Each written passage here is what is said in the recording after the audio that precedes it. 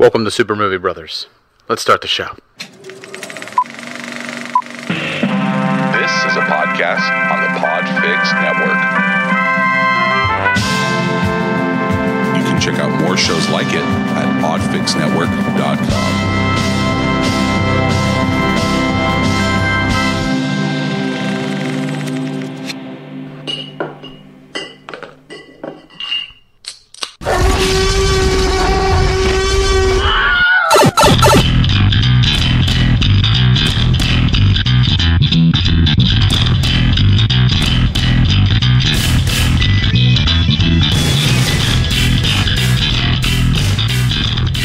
Welcome to Super Movie Brothers, episode 116. I'm your host, Super Movie Brother Dave. I'm your host, Super Movie Brother Jay.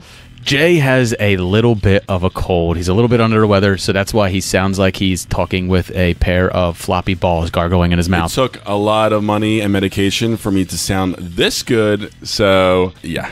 All right, man. I'm sorry, everybody, for this, but my voice is going to be extra deep and weird for you tonight. Well, Jay, as always, it's been 1 week since you looked at me. Yeah, so I got hit hard with this cold, and 2 days I was out, and I had no energy. I took a shitload of medication because I had this MS City to Shore bike ride that I do every year coming up, and that's 80 miles from Cherry Hill, New Jersey, all the way down to Ocean City, New Jersey. Oh, good for you. And how was it? I hope it was fucking good because it's useless now, isn't it? And I woke up, thank God, with the energy, but still with the cold symptoms. So I was able to do it, but not without a little bit of drama, Dave. Get down all the way down to Cherry Hill. I've left my shoes. It was pitch black. I have black shoes. They were sitting in the driveway, and I'm like, motherfucker. So thankfully, my father, without, of course, a good tongue lashing or two, drove me back to the house, got the shoes, drove all the way down to the first rest stop for the bike event, and I met up with him there, and I technically just did 55 miles instead of the 80 miles, but... So you get nothing! You lose! Good day, sir! I managed to still do it. So wait. Did you ride your bike barefoot? No, he drove me back home to pick up my shoes that were sitting in the driveway still. Okay. I'm like, I knew I brought them out. I'm like, I was just dumbfounded. I had no idea where they could have been. And I was like, there's a chance they could be in the driveway because it was so dark out. That's that college brain of yours failing you now. Because we left at 4:45 in the morning. I mean, it was just pitch black. But, you know, shit happens. Whatever. I managed to get through it. I'm going to guess that I had a better time than you did, even though you're here making everyone who doesn't work out and ride their bike 80 miles feel bad about themselves. Down the shore, but fuck the Ryder Cup. That sucked. USA lost. It was disgusting. They lost to Europe in Paris, the golf tournament, and then who cares? The Eagles lost in a horrible overtime match. Jay, don't get me started on that as well. Jay, if you give up a 14-point lead in the fourth quarter, you deserved to lose that game. It wasn't an upset that the Eagles lost. It was an upset that the Titans wouldn't have won because they gave up a 14-point lead. Don't sit there and hail the Eagles and stuff. Yeah, there were some bad penalty calls in that overtime, but Titans should have won that game with the way they came back in the fourth quarter and the way they dominated the first half. Eagles don't get to show up and play one good quarter, throw to Alshon Jeffrey 3 times, and assume that everything's going to be okay. Right. It's not. You have to work harder than that. But hopefully they learned the lesson. enough football. But you had a talk. much more exciting weekend. Goddamn right I did. About it. So it was my friend Ryan's bachelor party this weekend. So first thing, Saturday morning, we're out and we go to a place called Crusader Paintball in Fairless Hills, Pennsylvania. It's a pretty cool place. We started the morning off with everyone's going to be buying them shots all throughout the night. So I decided I would go to the liquor store and I would buy some of the more high-end single ounce things. Yeah. So I got him like a Macallan 12 scotch, which was like, it's like $8 He loves Macallan. Exactly, for like an ounce. And then I got a few Jameson, I got Gentleman Jack, I got like, a couple things. We drank those in the parking lot while we waited for them to tell us it's, we're good to go paintball. So we go to the paintball field and we rent our guns. We go out and we play, and Jay, we were up against a team of like, it was like a 10-year-old's birthday party. So it was like 2 dads and like 10-year-olds versus, me, Ryan, his friend Justin, and then some other random kids that were there. But all of the random kids that they put us with were the kids that are there like every weekend playing. So we were playing with like cream of the fucking crop. Nothing's gonna ever keep and against these little kids. Yeah. It was, you know, are going to be boss. Like, they're going to be kicking ass. No, the little kids sucked. I mean, they never played before. They're all there at rented guns too. It was just a little kid's birthday, and I'm there with all the kids that play every weekend, dude. It's. But I did see a photo, Dave. Yes, so I did make Ryan wear some stuff. So what I did was I went to the party store and I bought him a pink tiara, and I bought a sash that said future Mrs. on it. And it's for a bachelorette. So me and Lauren found some lettering that we had lying around, and we put that on there, and we made it say future Mrs. And instead of it's his last name, we put her last name since he's the bitch. So he's wearing a paintball mask with a pink crown on top of it. I love it. He has a sash on that says future Mrs. on it, and then on his gloves I had put pink duct tape around them, and I wrote things on them. I wrote "punky bitchster" right across them. I couldn't see what the words were on there. And then funny. I put a piece of tape over his mouth, like he was covering his mouth, and it just said "Yes, dear." Yeah, that's good. That's good. So he was running around, and and I just told everyone, just aim for that kid, like the whole time. Yeah, aim for the flat top. But these poor kids, dude, we just slaughtered them like the entire time. We were hitting them. Like I felt so bad. This one kid was what about the dads? Oh, the dads were just kind of hanging out in the back, just like popping a shot here or there. Well, they didn't care. They didn't care. No, they were just there for the kids. But like this one kid, he's hiding in a bunker, and I can see him, and I'm like peppering the bunker with shots, and I can only see him through like this tiny little hole. And the time that he turns around to do something, I couldn't see what he was doing, but it was just the back of his head to me, and I hit him in the back of the head, and he jumped up, and he's like, "Ow, ow!" And he started crying, running away, and I was like, "Oh no." I just made that kid cry to his dad. I feel so awful. Think of the children. Won't somebody please think of the children? You're that guy, Dave. But like, what else am I supposed to do? I have to win. I can't not win. That's true. So it's a good life lesson for him. Yeah, if I have to shoot some 10-year-olds to in the back of the head. Then that's what I'm going to do. It needs to be done. Somebody needs to do it. Then we went to Isaac's, and we had a couple beers at Isaac's. Just grabbed a quick bite to eat before we went down to the city, and our activity in the city was axe throwing at Bury the Hatchet down in Center City, and it was a lot of fun. I've never been axe throwing. It's kind of like this. It's right up your alley, though, Dave. It's not like a new thing, but like it's a thing that like a lot of hipsters like to do. It became very kitschy, and now it's catching on places. Bury the Hatchet it's privately owned, but like they actually started like a chain of them. So now there's actually 2 locations in Philadelphia, 2 more in New Jersey, 1 opening in North Jersey, 1 opening in Brooklyn. They have a few out in Cincinnati, 1 up in Canada. It's the new trend right now. Yeah.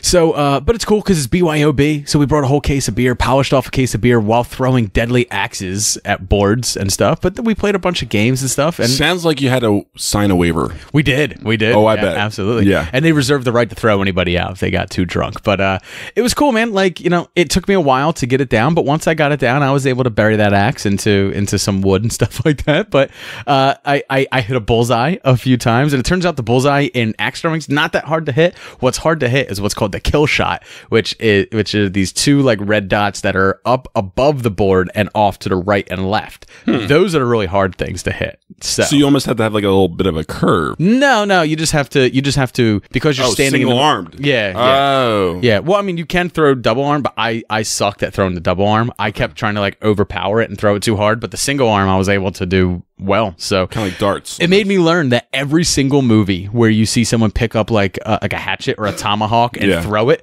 they do it wrong in all of them. Oh. It's not how you do it. You literally have to it's like this huge exaggerated step, and you bring your arm around in like a full circle, and then like without breaking your elbow, without like bending your elbow at all, or without breaking your wrist. A lot like golf, Jay. Mm-hmm. You release like at the board, and you have to follow through with your step, because if you don't follow through, then the axe just goes right into the ground, or it goes up high, or yeah. So every time you've seen someone throw an axe in a movie, they've thrown it wrong, most likely.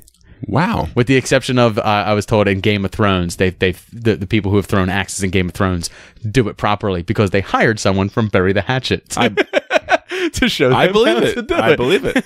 Also, like they were telling me, like the Rockhead was just there for because he throws one axe in that skyscraper movie. Oh my god! So he was there to do like a promotional video there showing that he actually knew how to throw an axe. It's so weird. And then we ended up just the rest of the night. We went to a place called Spazzo's for dinner. We actually had like this really nice candlelit sit down dinner with 6 guys. Man, everyone's gay once in a while. I'm not gay. No one drank beer. We ordered fancy wine because Justin he's kind of like a wine connoisseur. His profession is alcohol and wine. So he was ordering us like fantastic wines. What kind of job is around that? the world. Well, he used to work for the state stores. Yeah. But now he works for a private company, basically selecting wines for events like and stuff like that. So, Wow. So he picked out 2 fantastic things of wine. I had escargot, so I had a snail, and then I had some fucking delicious raviolis. Like it was an awesome time. And then we went and got Sounds beautiful. shit faced after that. we only made it to like 3 more bars like after dinner because by the time dinner was done it was like 10:30. So we made it to like a place where we played some shuffleboard while the Penn State game was on. Yeah. That was my favorite part because the Penn State lost, and Another big loss. I'm not a huge Penn State fan, so that doesn't bother me. But what's funny was since the bar was filled with Penn State people, and this is South Philly, this is Society Hill, so everybody who went to Penn State, who is the upper class of You either went to Penn State or you know somebody that went to Penn State. Yeah, so they're all there. They all have their jerseys on. When they lost, we were outside getting like looking around at the other bars, seeing where we wanted to go. This one dude comes out and he tears his jersey. Oh my god! And like he takes it, he's like, "Fuck, damn it!" And he's like so upset that like Penn State just lost, and he threw his jersey on the ground. And the bouncer, this is the best part, the bouncer runs up to him and goes, "Yo, man, pick your jersey up." And the dude like looks at him. He's like, "Pick your jersey up." He goes, "That's your team, and you wear that shit tomorrow too." What? See, that's Philly in a nutshell right there for you, right? I loved it. That's amazing. I loved it. Because of that, I wore my Eagles hat today, even though they lost yesterday. Damn. Yes. I'm going to shake that guy's hand. That's what I said. I was like, exactly right. Your team loses, you wear it the next day because you're still a fan. It doesn't matter whether they don't let you down. You know, they at the same time, I like to ride in my misery a little bit before I, come out of it. Yeah, but so I understand that guy. But being a 30-something-year-old man tearing your jersey, which is probably pretty expensive, well, cursing and throwing it on the ground and throwing a hissy fit. Yeah, but he's in Society Hill. I think he can afford another one. I don't care. It doesn't mean you act like a fucking baby. I know. Dude, that cracks me up. And then That's funny though. And we just ended up drinking for the rest of the night. We did finally somehow make it to Fishtown. I don't remember going, but we made it to Fishtown. And you somehow managed to come home too that night? And we ended up at Barcade. And we had a friend who was a designated driver, is always a designated driver, likes being a designated driver for personal reasons. So he drove us around everywhere. It was absolutely great. And I was home by like 3 a.m. in bed, and I woke up without a hangover thanks to Blowfish. We love you, Blowfish. Thank you. www.forhangovers.com. Promo code SMBFish for your 15% off.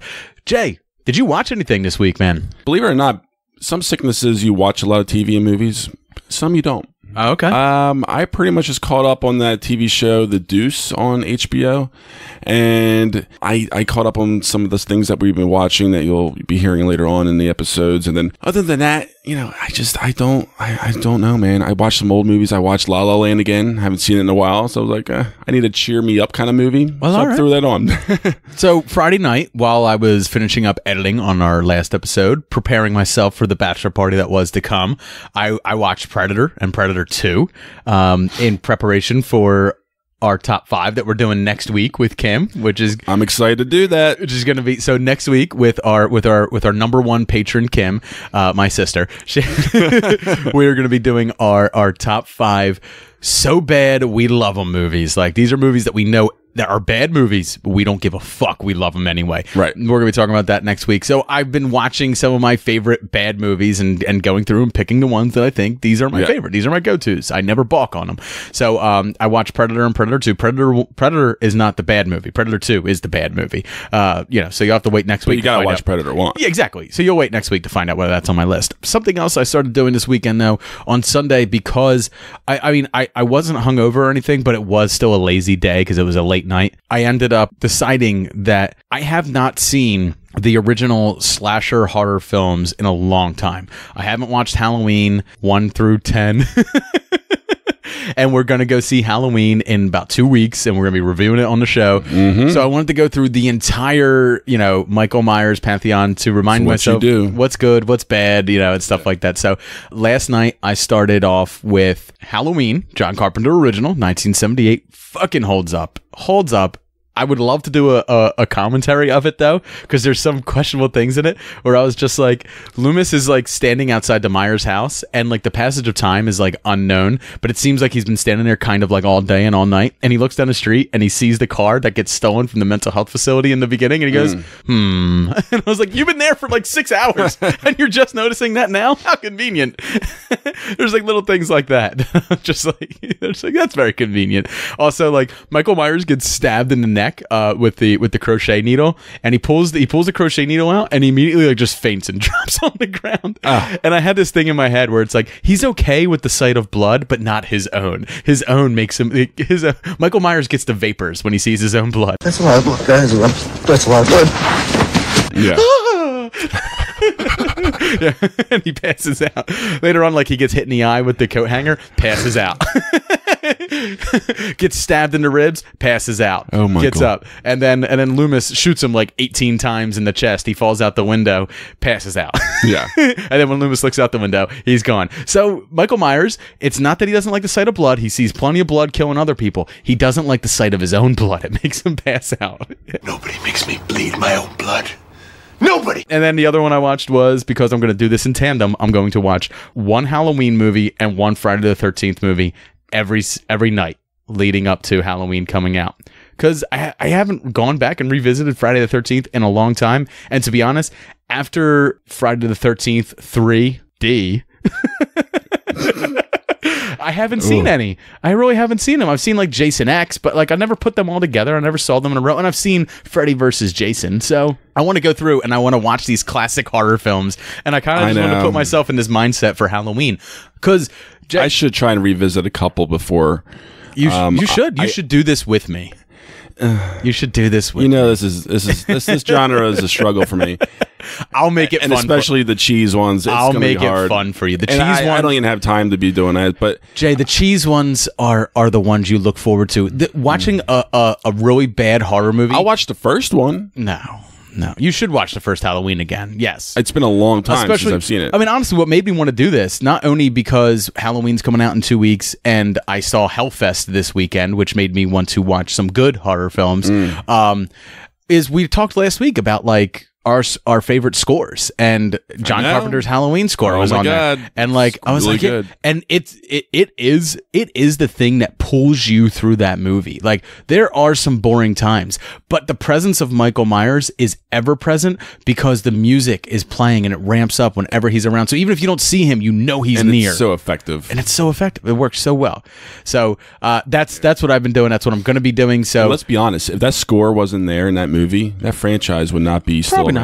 But so I'm not going to be doing reviews for each of them, even though that'd be fun. Maybe I'll try to do like a written review for each of them and put them up somewhere. But what I am going to do is I'm going to chime in from time to time throughout the month of October with just some of my favorite bits from these movies, and especially when we get into the really bad ones, some of the most outlandish bits, like Busta Rhymes in Halloween Resurrection.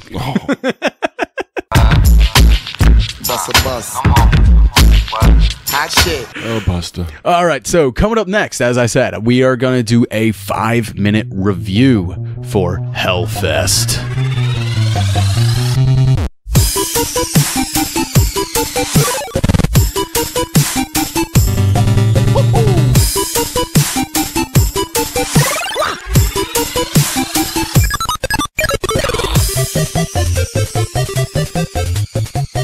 All right, now we're going to get into our 5-minute review of Hellfest. Are you ready to enter the depths of hell?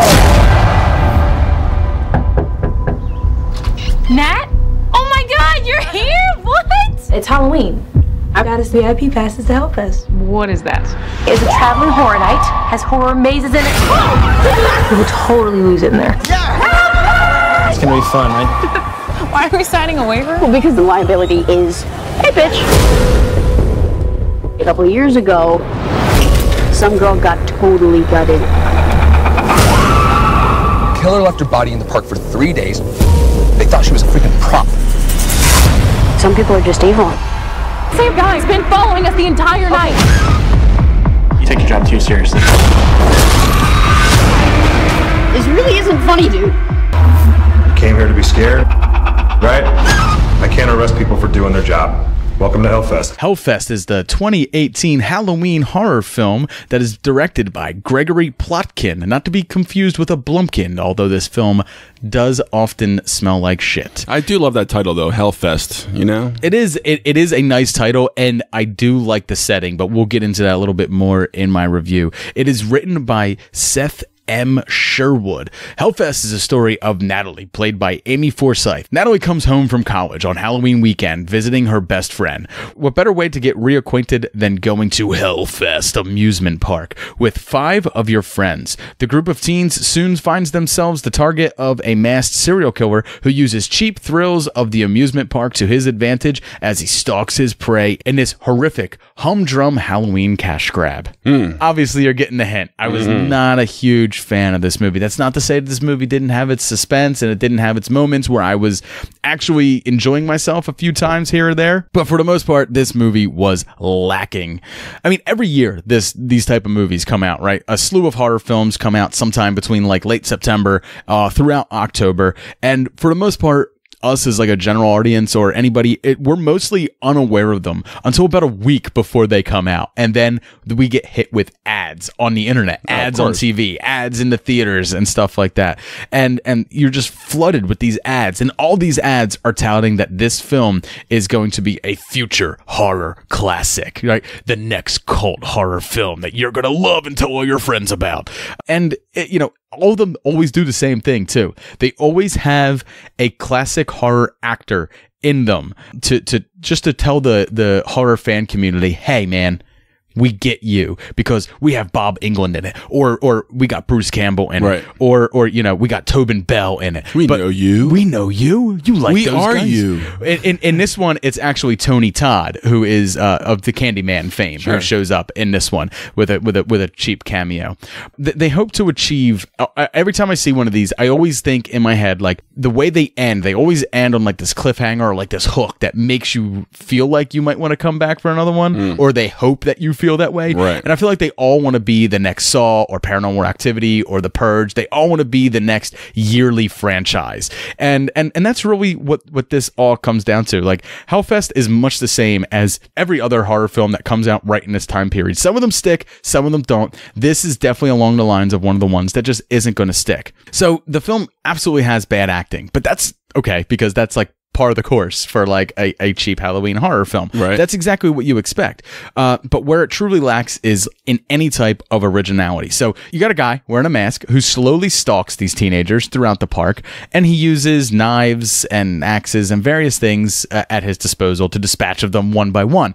But we've seen that formula before. It's just they didn't do anything original with it. You have this guy who's in this amusement park. There are so many different fantastical ways that he could be killing people, and he just isn't. That, and sitting there like watching it, I didn't want to. I wasn't so engrossed in this movie. What I was engrossed in was like, wow, Hellfest seems like a cool place. I'd rather go to Hellfest than watch this movie. Is there anything that sticks out as something original or something, a new take on only the setting? Only the setting. That's it. And the fact that he uses the setting to like his advantage and stuff like that. That's the only thing that's like really original about it. As far as the kills go, as far as any of the characters go, as far as the killer goes, any of that stuff, it is all just so the same and just humdrum, like I said. And then one of the things that like I love about horror, because we talked about John Carpenter and the Halloween score and stuff like that, is having a great score. Stuff like that. It's not here, right? The killer doesn't have a hook, so I'm not drawn in any way because the score is done by Bear McCready, and I know that he can do some great scores, and he can bring some hooks too, because he does the Walking Dead theme for the Walking Dead TV show on AMC. And this film is also produced by Gail Ann Hurd, which is the producer of the Walking Dead TV show, which also might explain why I didn't like this movie, because I haven't cared about the Walking Dead TV show in at least 4 years. Yeah. So that's that's going to have a little bit there as to why, maybe I don't like it, because this is literally just a cash grab. They're trying to grab those teens that are able to go to the movie theaters to see a rated R film, for the next October, right? For the next 2 weeks, sure. And they're going to try to cash grab on that, right? And like the real final travesty of this movie is that it lacks in the originality with the kills as well. No one gets killed in an interesting way. It even lacks blood and gore. Like before doing this review, I made sure I had to go back and check that this was rated R, because there is so little blood and gore in this movie. It's more rated R for its language than it is its violence. There is a lot of suggested violence in this, and more so than outright violence. Sure, there's a part where someone gets stabbed in the eye with a needle. We've seen that before. Someone gets their head bashed open with a mallet. We've seen that before. Someone gets an axe thrown at them. I've seen that before. We've seen these things before. They didn't do anything new in any type of an original way. So the movie has so little blood and gore, and that could have been its saving grace, right? If you threw in some blood and gore and some truly great practical effects in there, that would have been enough to get the horror community behind you. But they did nothing to get their own fan base behind them. It's like they simply paid homage to it and hoped that would be enough to keep you coming back for more. So like I said, there's a few times where there's a cheap thrill here or there where I enjoyed it. There's a few times in suspense where I really enjoyed it, but it's so paint by numbers and so your average teen slasher and they're gonna horror keep on film. doing that. Exactly. It's just not worth your time. Save your money. Let your 10-year-old niece go with her friends to see this movie, because it's not for you if you're a horror fan like I am. Yeah, just hold out for Halloween to come out, because that's getting good buzz. I'm giving this a D. Okay. Yeah. Sounds worthy. Yeah, it is. A worthy D. All right, so coming up next, me and Jay are going to get into the news for this week. Dun, dun, dun.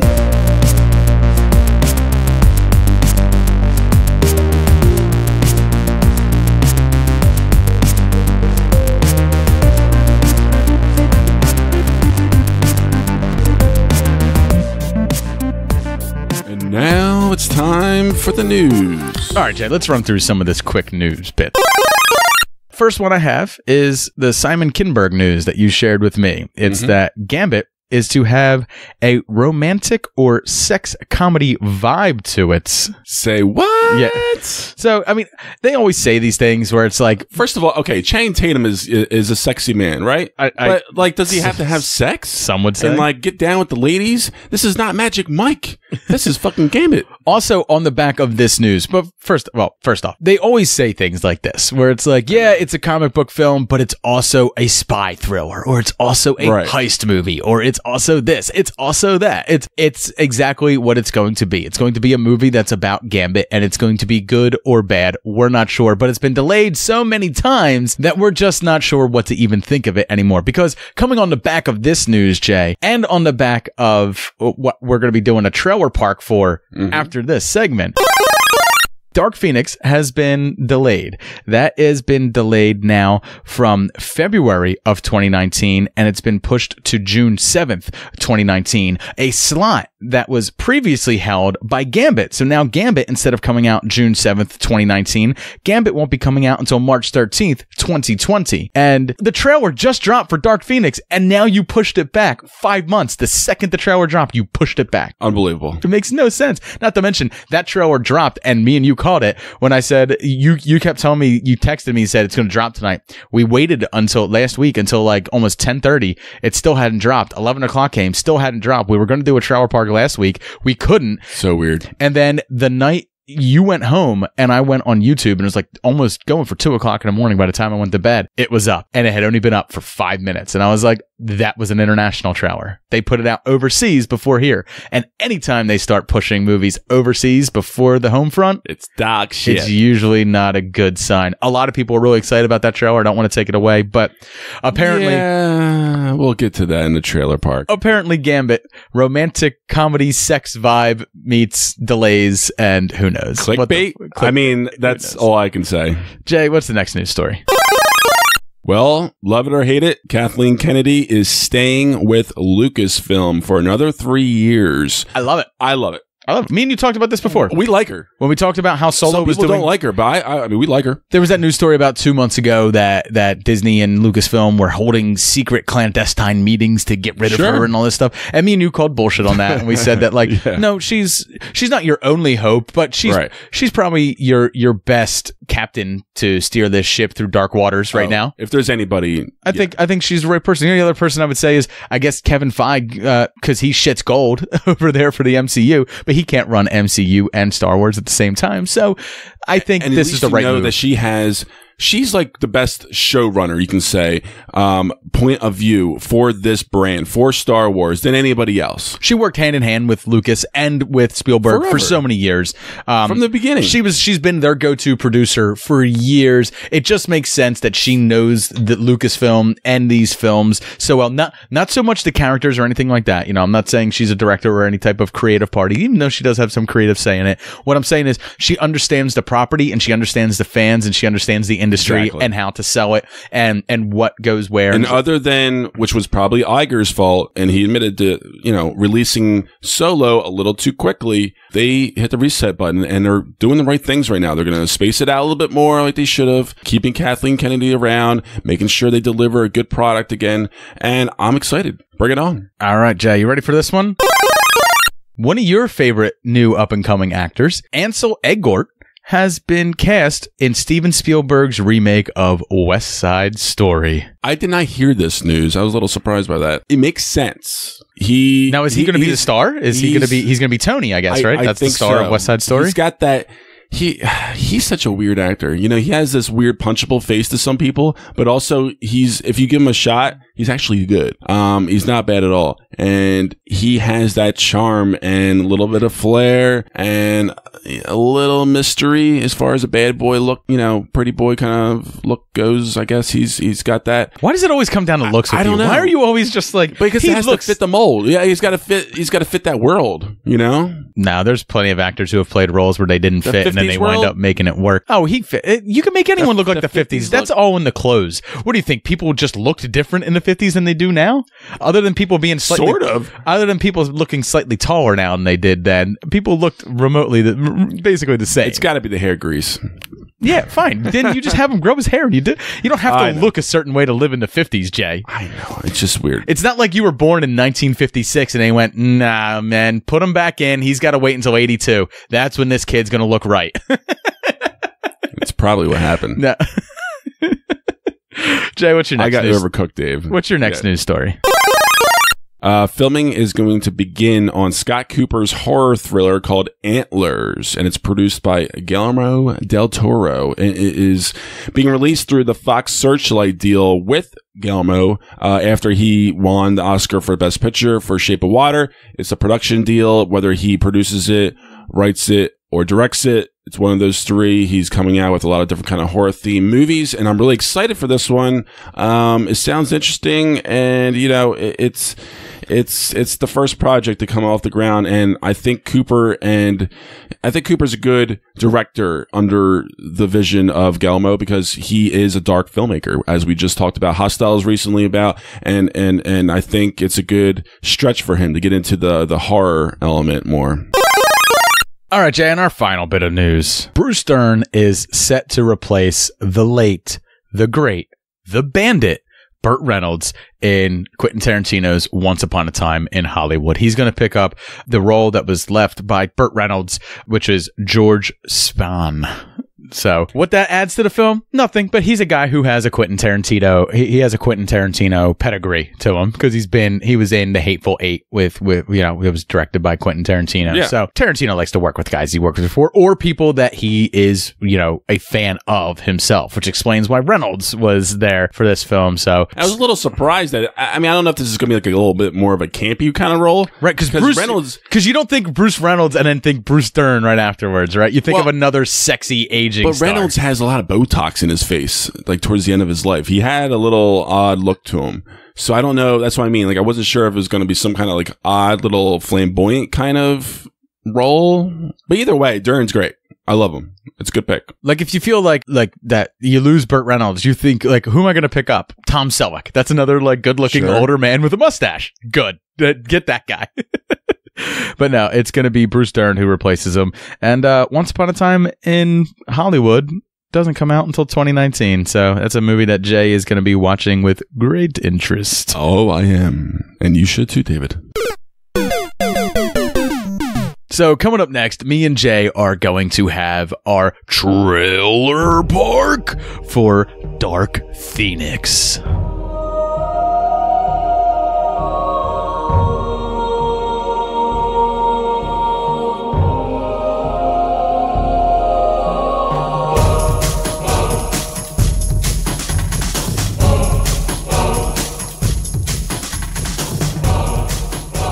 Welcome back to Trailer Park.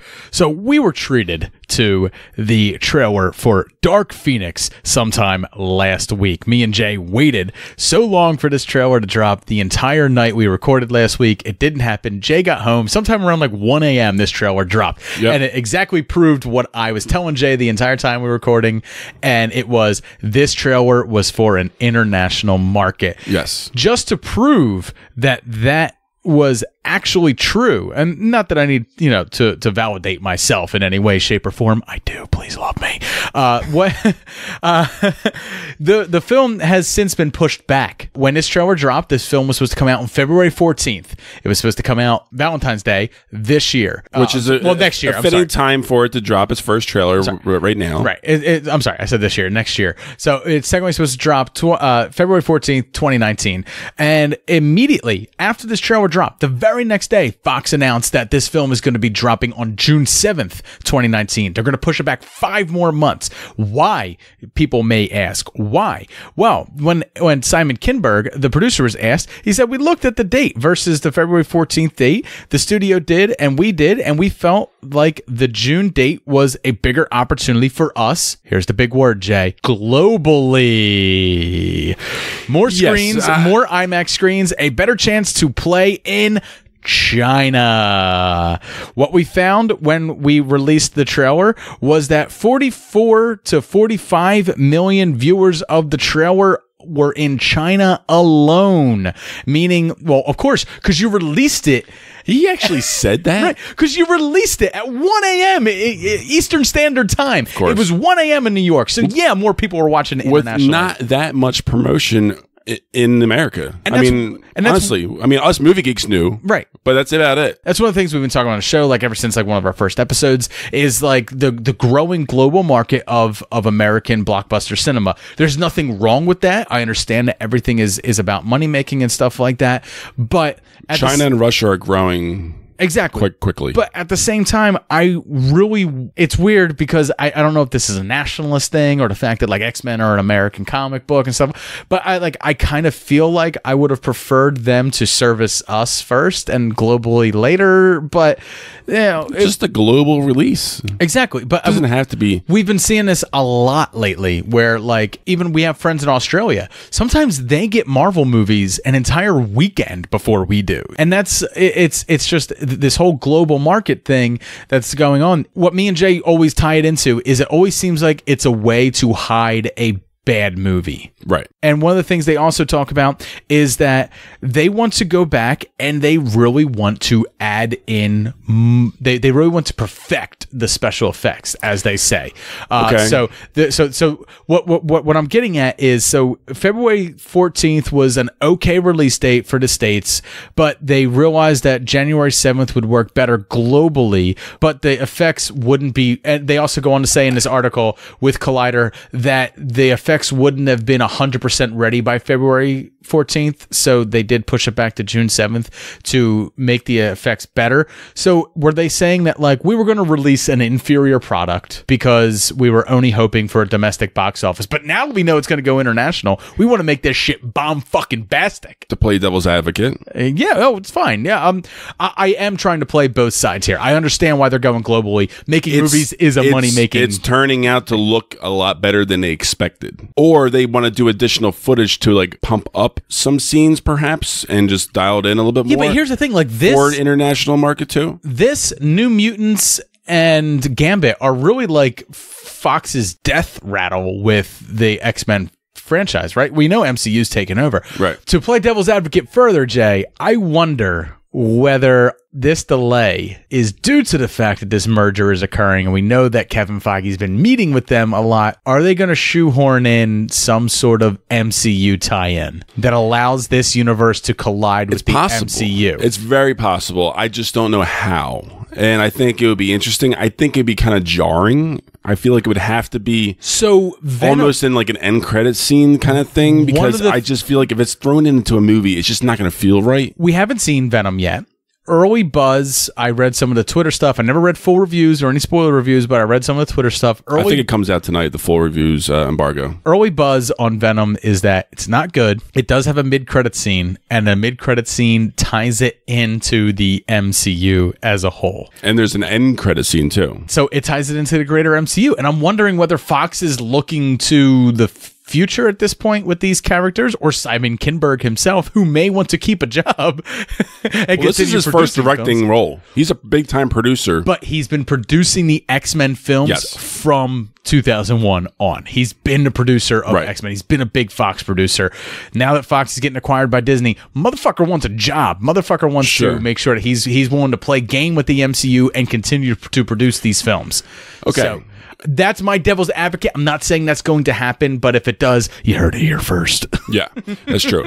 Super movie bros. The more I watch this trailer, I've seen it 3 times, I believe now, the more I'm on board with it. I like what I see. I like the visuals. I like the tone. I like I just like the feel that I'm getting with it. The only crux that I'm really getting is Sophie Turner as an actress. And if she can really pull this off as an actress to be the main, if you want to call her a villain for this kind of movie, but she's really part of the team gone rogue. If you're not familiar with like some of her UK TV performances, which I'm not saying I am, or some of her smaller film roles, which I'm also not, I haven't seen. I've only seen her in Game of Thrones. Exactly. But if you think about her in Game of Thrones as an actress, think about who Sansa was when that show started. Think about like the little dutiful girl who was always, she was kind of like head in the clouds and stuff like that. She was not the dour, dark Sansa that we know when we get to season 4. And a lot of that's just writing, Dave. Right, but a lot of Jean Grey in Apocalypse came off that way, right? This very like cold, very like But there is kind of like an explanation for some of that in this. So let's start breaking down the trailer. You think you can fix me? Jean, you are not broken.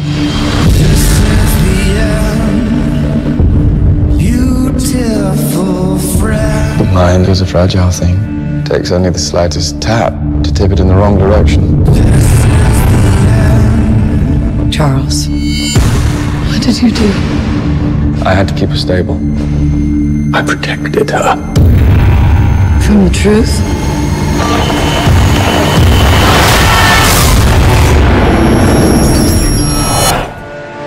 There's another word for that. I came looking for answers. You feel like you don't belong here. You don't.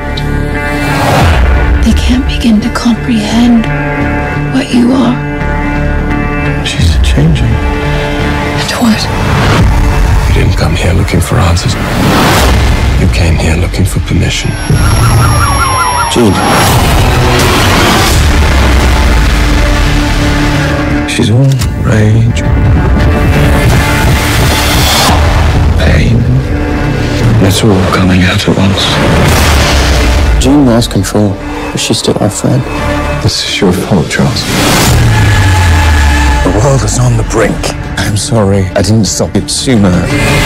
You're always sorry, Charles, and there's always a speech, and nobody cares. There's still hope. Don't do this. They're right to fear me. I've seen evil. And I'm looking at it now. So the trailer starts off with Jean and Xavier's talking about her when she was a young girl, and he talked about how he kind of like locked away her mind. He kind of like hid the majority of her power from her, and he also hid portions of her past from her with his own mental abilities. And what they're kind of alluding to is the fact that her power is far greater than she even realizes. And they do get into this in Apocalypse a little bit, where in Apocalypse she kind of taps into the Phoenix Force a little bit, if she even has it, or at least she taps into the full potential of her powers a little bit in Apocalypse. So they're kind of dealing with the ramifications of that. But Xavier is saying he's trying to protect her from herself, really. And one of the things you see is like this car accident scene. And in the car accident, we're not sure how that car accident occurs, but Jean's parents are killed in it. And I think one of the things that Xavier is hiding from her is the fact that she caused her own family's death. Anytime you get a story where a mentor is keeping secrets from the student, you always get the student rebelling. So how does a student rebel against her master? That student goes directly to that master's number one nemesis. She travels to what looks like an island. In the trailer, they show an island out in the middle of the water. In the comic books, Magneto did start a mutant utopia known as Genosha. It seems like this is getting into the beginnings of Genosha. And she goes to Magneto and confesses things to him, and he kind of takes her under his wing and starts exploiting her power in a way for his own mutant agenda, in the same way that you could say Xavier was doing as well. He was using her towards his own mutant agenda. Doesn't this sound a lot like something that we've already seen before? It sounds a lot like X-Men: The Last Stand, doesn't it? It does. Now, this is also a somewhat film retelling of the Dark Phoenix saga, which has happened several times in the X-Men comics. Jean Grey has come back to life, turned into the Phoenix, died, and etc., etc. But this seems like it's going to be a little bit more true to the comics, in that the Phoenix Force kind of like came to her on Earth in the last generation of X-Men movies. It seems like in this one they actually go to space, because they kind of show the X-Jet flying into space at one point in this, and they show like the Phoenix Force kind of hitting the ship, hitting Sophie Turner's Jean Grey, and her body like absorbing the Phoenix Force. So it's a little bit of The Last Stand, but it's a little bit of the comic book as well. And one of the things about like this cosmic level of it, the fact that the Phoenix Force is something that exists in space, is we know that Jessica Chastain plays the main villain. And Simon Kinberg has done interviews where he says, is Jessica Chastain a mutant? What mutant is she? They're not giving a lot of that away, but it turns out that she's not necessarily a mutant, he says, but she's also not from this planet. Well, she doesn't look it. Exactly. She looks a little frightening. She's got a very pale blonde hair and eyebrows. Just to go along with her features alone, it's kind of gaunting and kind of.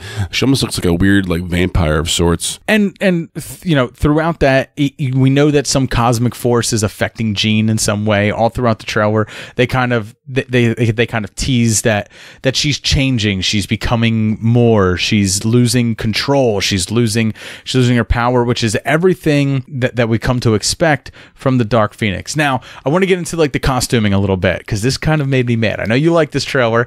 I didn't hate this trailer. I like this trailer. I like the song selection and stuff like that. But they're all wearing X-Men outfits. At one point in the trailer, we see Raven, Beast, Quicksilver, Nightcrawler, Storm, and Cyclops all in these like blue with yellow X's on them jumpsuits. What happened to the awesome 90s cartoon outfits that we saw them in the post-credit scene from Apocalypse? I wanted that Cyclops outfit with like the bandolier going across his chest into his back. I wanted that 90s cartoon outfit to last, and it doesn't. They immediately go right back to everybody wearing these type of uniforms, and that bothered me a little bit. A little surprising. Like, why would you show me those awesome costumes that were such fanfare only to take them away now? Like, why wouldn't you continue giving the fans what they want? Oh, fucks.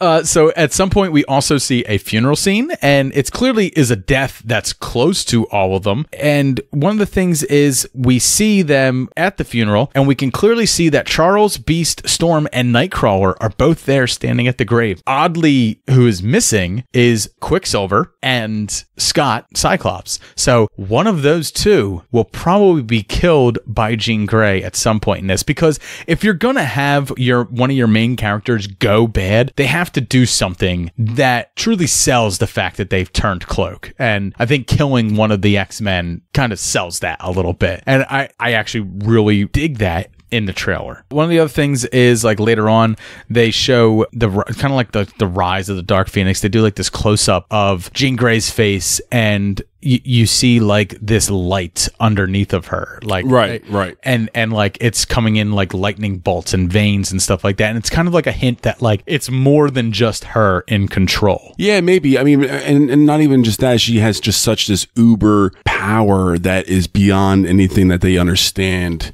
on Earth. I think so. I mean, we know that Jean Grey is an Omega level mutant.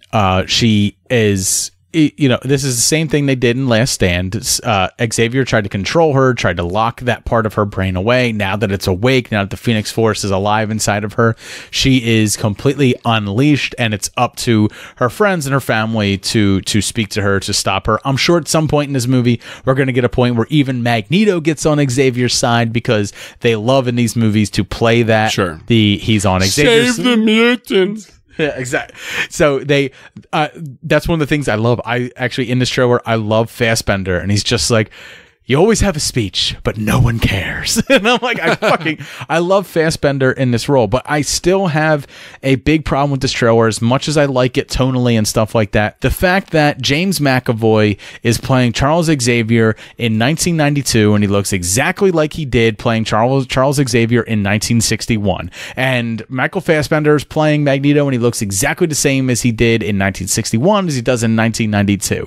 These characters are 10 years older than they were in the last film, but they are still playing them exactly the same. Nicholas Hoult was in his fucking mid-20s during the first one. He's 50-some fucking years old by this point, Jay, and he looks like Nicholas fucking Hoult. Not 1 ounce of aging has gone into them. So unless the mutant gene is the fucking Ponce de Leon, the fountain of fucking youth for all of them, this timeline makes no fucking sense. And you spent so much time in Days of Future Past going back and fixing your timeline. Why are you fucking it in the ass now? I mean, look.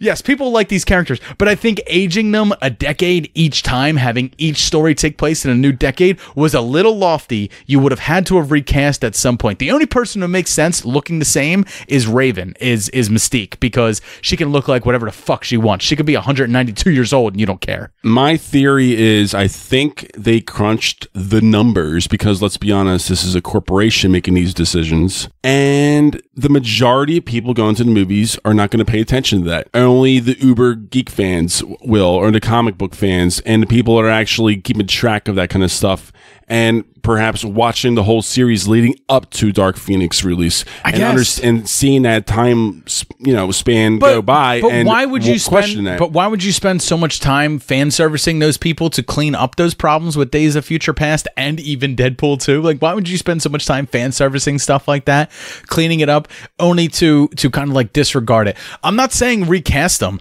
I'm not even saying like use CGI to age them up. I'm just saying like just a few crow's feet here or there, some gray hair somewhere, like Alex, who was Havoc in X-Men First Class, is the older brother of Cyclops, which we don't meet Cyclops until the 80s. Yeah. But by the point that he met his brother in the 80s, the guy who played Havoc's character should have been in his 40s, and he has a 17-year-old brother, which is possible. I'm not saying it's not possible, but it just seems a little odd that he didn't age at all as Havoc from 1961 to 1980 something. So, like, what the fuck? That's my only problem problem with these is like, and maybe that's why the timeline's so fucked. I can't stand it. I mean, it was kind of fun to see 1962 and it was in First Stand, but all of this, First Class. But all of this happened in the comics. Most of these storylines that they're adapting in the 70s and 80s. If you took these films and you said, yes, First Class happened in 1961, then you know, Days of Future Past happened in the late 1970s, which it did, and then the rest of it, early 1970s, but the rest of it takes place in like this 70s, 80s realm. You know, you could go with it. You could go with all of this, but when you jump it to the 1990s, you're jumping 20 years, 30 years from the original to this one, and you don't feel a passage of time. It's only a way to throw in references to the 90s that people can laugh at and have a little bit of cheeky fucking fun with. But in the end, when you really think about it, none of this makes sense and it doesn't work. That's my problem with the universe as a whole. However, I am still somewhat excited for this movie because I do think it looks good. But that's one of those things where, like, when I sit down and watch it, that's a logical leap that's going to be sitting there in the back of my head the entire time. And I think they're counting on people to just forget it. Right, and I'm not one of them who can. And I know there's a lot of people who are okay with this. I've talked to several people online who are just like, it's a comic book movie, get over it. And it's like, yeah, I'm aware of that. That's what I mean. But at the same time, exactly, those kind of people. They want Jennifer Lawrence to look as pretty as ever. They want, you know, all those actors. Michael Fassbender look like Michael Fassbender, and everybody else. I kind of feel like shit, like being this person who always compares like every comic book movie to like the MCU. But like the MCU does like go through great lengths to show passage of time and to like, you know, really get their timeline and fix, so much so that like when Spider-Man Homecoming kind of didn't fit in with the rest of the timeline, they kind of went in and retroactively made it fit in ways that like, yeah, no, this works. You know, they've even made like comics that have come out that kind of explain passage of time and stuff like that. And to go through this with like the Fox stuff where it's just like, no, it's just an X-Men movie. Let us tell our X-Men story and let us use the same people because we like these people we hired. I like the people you hired too. I do. It's just I wish we showed the passage of time. Like when I watch this trailer, I still think of Ty Sheridan, Cyclops, and Jean Grey as Sophie Turner's Jean Grey. Is this the last film for all these guys' contracts? I believe it is, correct? I don't know, Jay. The song is, "This is the end, my only friend, the end." So yes, this probably is the last one. And we got New Mutants to come out and Gambit to maybe come out at some point. I don't know. Gambit's been pushed back to 2020 now. Well, New Mutants, you bring that up. They're the only other movie that I remember as of late that are big budget blockbuster film that dropped the trailer and then shortly after pushed it way back. And it was an okay trailer. It wasn't that great. I liked the I loved it. I liked the angle that they were going for, but as far as I'm more interested in New Mutants than I am Dark Phoenix. I'm interested in both of them. I can hear that. So and X-Men films have kind of been a lot like Star Trek films where it's like every other one is good. Right. So like if Apocalypse was real bad, I'm hoping this one's good. They are kind of tricky to do. Oh, dude, there's a lot of plates spinning, and I get that. Like my whole problem with like the aging and like how the universe works in time and stuff like that. Right? It's me nitpicking. Yeah. I get that. But it's just one of those things that like bothers me. It's a continuity problem for me. But if you're a comic book fan, that shouldn't really bother you because Iron Man's been Iron Man since 1963. You know, Spider-Man has gone from the age of 15 to like his mid-20s in the span of 40 fucking years. So like it shouldn't bother me all that much, but it does for some reason. We're gonna do. We'll see. We'll see when the time comes, when the release comes out, in 10 more years.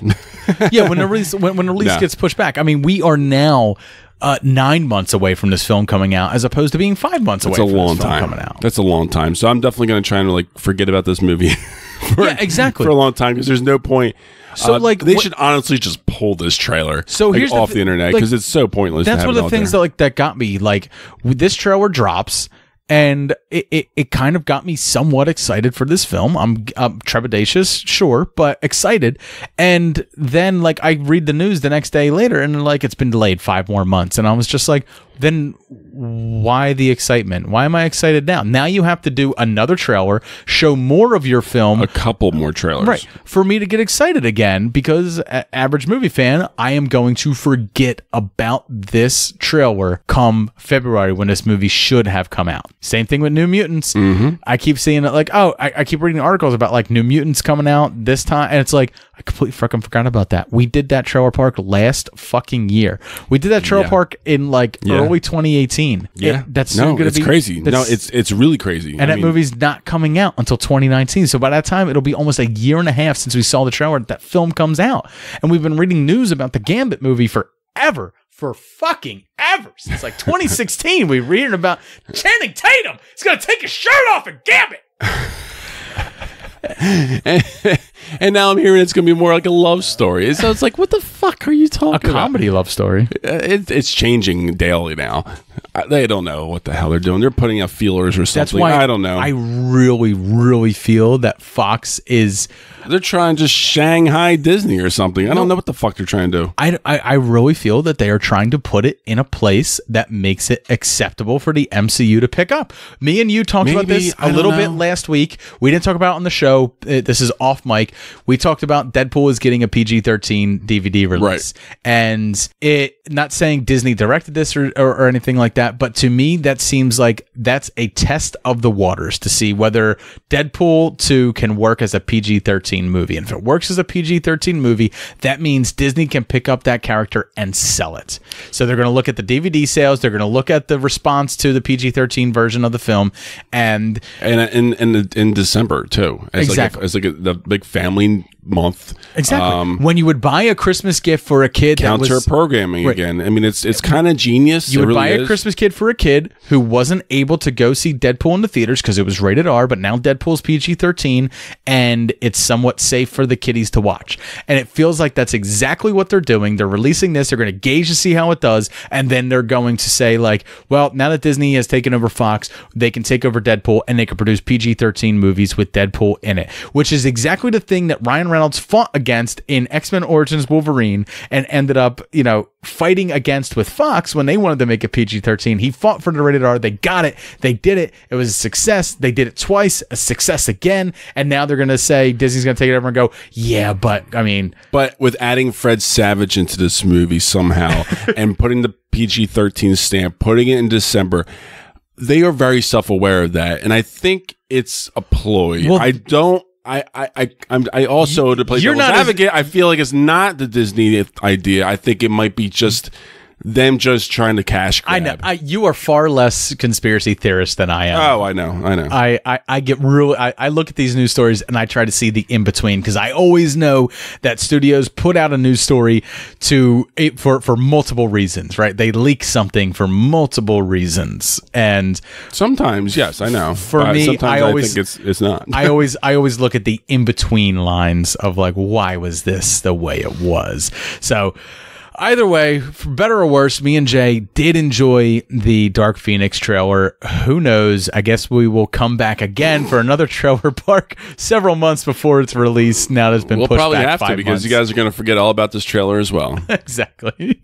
So stay tuned because coming up next, me and Jay got our beers that we're going to be reviewing for this week.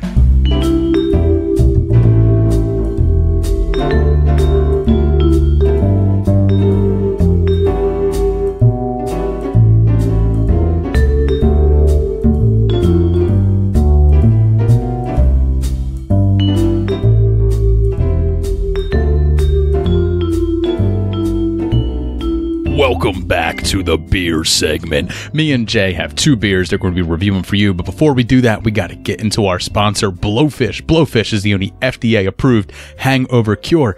What it does is it actually cures your hangovers. So if you're a podcaster like me and Jay and you had a particularly long recording session and you drank yourself way too many beers and you wake up the next day with a whopping hangover, you just drop 2 tablets of this into 8 to 12 ounces of water, let it dissolve, drink it down, and within 15 to 20 minutes, your hangover starts to feel better. What it won't do is erase the things that you said that you only hear when you listen back to the recording. Those last forever.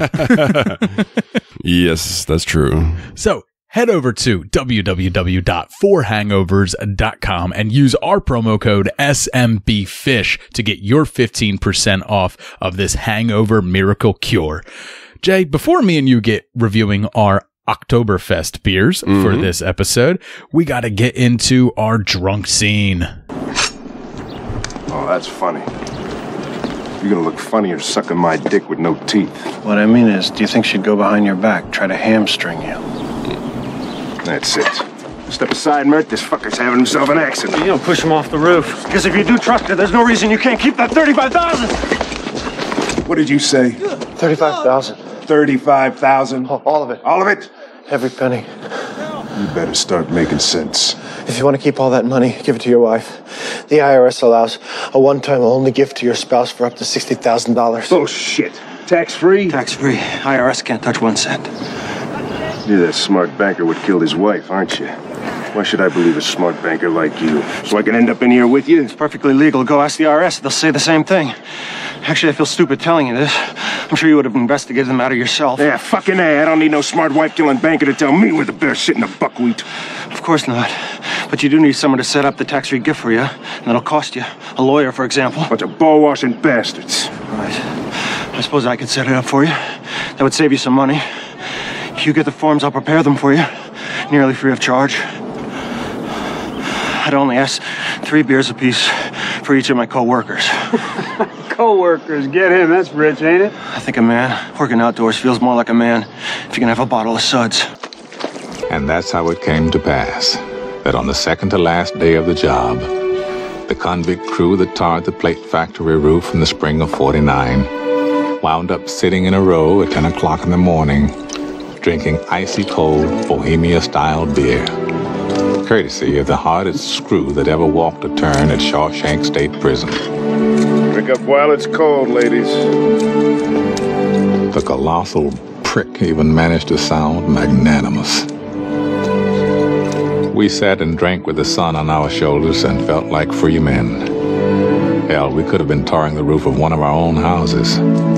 We were the lords of all creation. As for Andy, he spent that break hunkered in the shade, a strange little smile on his face, watching us drink his beer. And then we all had a whopping hangover.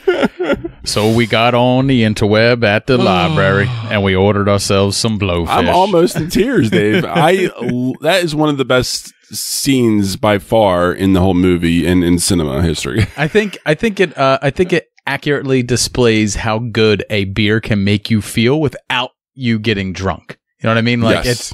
And I think that every guy can completely relate to that because we've all gone, and done something around the house or some kind of job, that just takes a toll on your body, and you're with some buddies and you're just kind of worn out, and there's nothing better than just chilling and drinking a beer just to relax over that. And then everything just seems normal. Everything seems all right. Everything's okay again. And that's essentially what it is, some normality. And what he did with the prison guard was just genius, and it's just the beginning of his genius decisions while he's in jail throughout the movie. Absolutely. All right, Jay, you and I got some Oktoberfest beers that we have to review here. So why don't we start off with you, man? What's your Oktoberfest beer for this week? I have the Ballast Point Brewing Company's Dead Ringer Oktoberfest. It is 6.0 alcohol by volume. It is extremely dark in color, a very auburn dark color that is pretty cool looking, actually. And it has like this kind of nice, really toasted malty flavor that has almost kind of like a bitterness to it. But it still has that like tail end of like a toffee flavor. So it is a really pretty solid, bold Oktoberfest that is quite delish. I think I'm going to give this a good 4 out of 5. A good 4 out of 5. Yeah.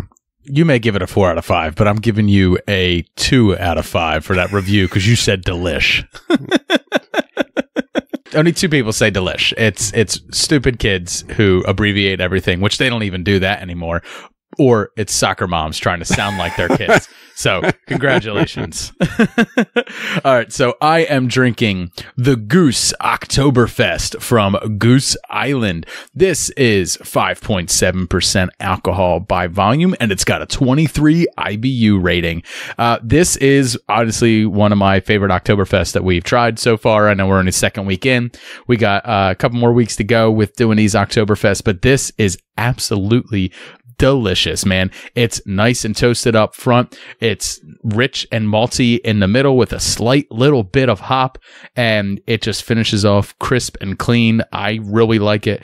It's a little bit darker in color than like your average lager, but not so dark that you would call it brown. It's just a real nice like rust color amber, and I really, really am digging this. So I'm going to be giving this, Jay, a 4.5 out of 5. Very nice. I fucking love this Oktoberfest, man. Fantastic. And I am not a huge Oktoberfest fan, but it does what the other ones, fail to do. It doesn't taste Pilsy to me. Even though it's a Pilsner, it doesn't have that Pilsner, and in my mind, like that piss flavor. Right. No, I know what you're saying. This one doesn't either. No, this is a bold lager, and that's what I always think of with Oktoberfest, is like a flavorful, bold lager, and that's exactly what this is, and I'm fucking in love with it. You know what was great too to hear? You don't hear guys call beer suds anymore. Yes. Like when he first played the clip, I could pick up on that. I'm like, oh yeah, shit, suds. Because it's suds. Yeah, and it's such an old time saying, for beer.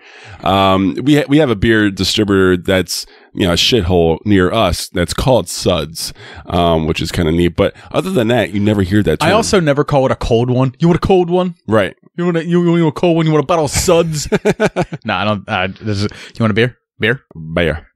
All right. So coming up next, me and Jay are going to get into our movie homework discussions for this week. Jay had me watch one of his dour indie films called Short Term 12, starring Brie Larson.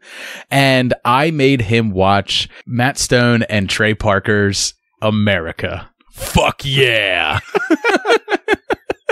Team America, World Police.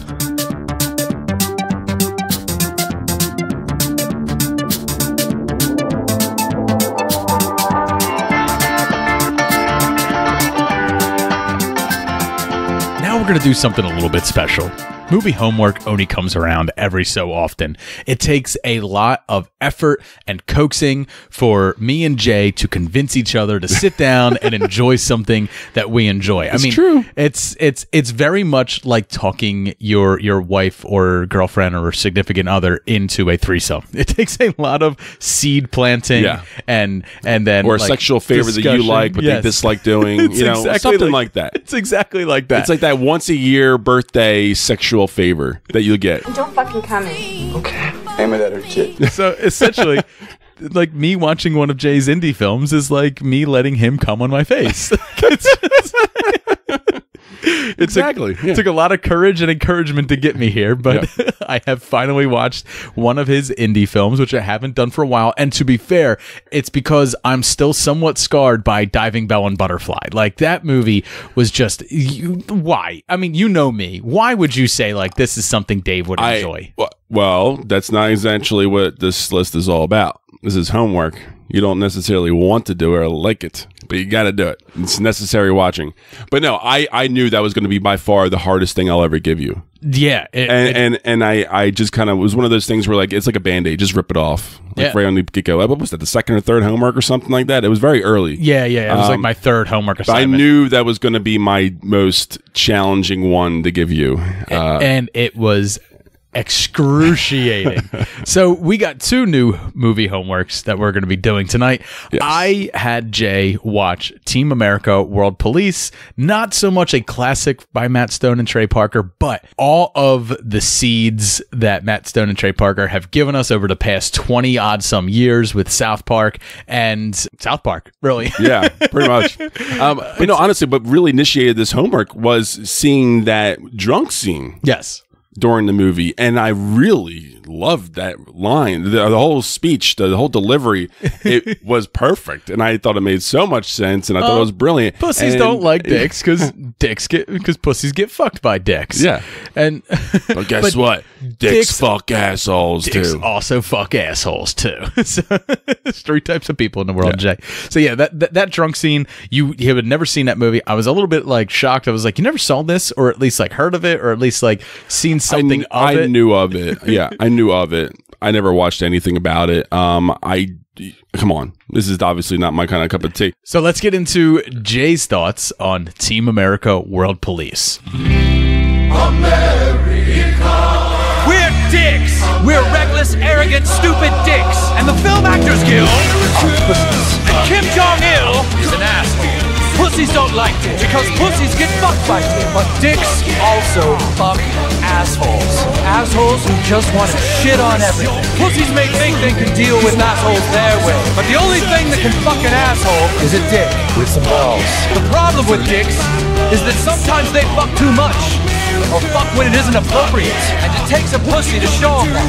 But sometimes pussies get so full of shit that they become assholes themselves. Because pussies are only 1.5 inches away from assholes. I don't know much in this crazy, crazy world. But I do know that if you don't let us fuck this asshole, we are gonna have our dicks and our pussies all covered in shit. Well, this film certainly surprised me. I definitely had an idea and a flavor of what to come with the scene that we watched before in previous episodes about the drunk scene in the movie. And I adored it. I thought it was really well written. I thought it was really funny and well executed. And I don't watch South Park, so I don't know Matt Stone or Trey Parker. They wrote and directed the movie. They voiced a bunch of the cast members and also did the music, which is absolutely bonkers, hilarious, and perfect for this kind of movie. Everyone has AIDS!